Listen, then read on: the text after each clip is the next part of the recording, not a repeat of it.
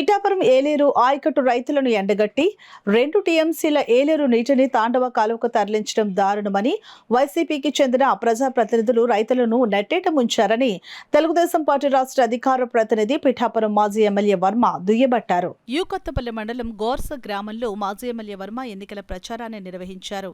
Telugu Desam, Janasena, BJP నాయకులు, కార్యకర్తలతో కలిసి మాజీ ఎమ్మెల్యే వర్మ గ్రామంలో పర్యటించారు. ఇంటింటికి వెళ్లి గ్లాస్ గుర్తుకు ఓటు వేసి కూటమి పిఠాపురం ఎమ్మెల్యే ఉమ్మడి అభ్యర్థి పవన్ కళ్యాణ్ ను, అదేవిధంగా కాకినాడ ఎంపీ కూటమి అభ్యర్థి తంగెళ్ల ఉదయ్ శ్రీనివాస్ ను అత్యధిక మెజార్టీతో గెలిపించాలని ప్రజల్ని కోరారు.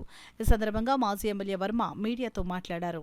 కాంట్రాక్ట్ గురించి 25 కోట్లు కక్కుతుపడి తాండవాకి 3 టీఎంసీ నీరు మన పిఠాపురం రైతుల నీరు ఏలేరు నుంచి తరలించారు.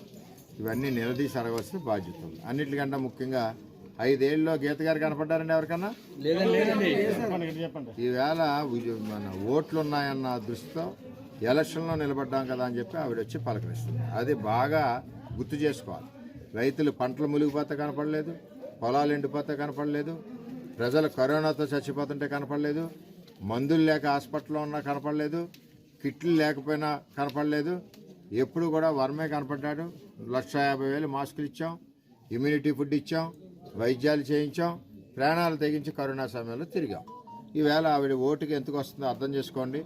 డిపాజిట్లు రాకుండా తరిమి కొట్టాలని చెప్పి వంగా గీత గారు నించేదంటే 5 ఏళ్ళు కనపడిన వ్యక్తికి కళ్ళు తిరుగుతాయి. ఎండ నించేదంటే ఏసీ రూమ్లో 5 ఏళ్ళు కూర్చున్నప్పుడు తిరుగుతాయి.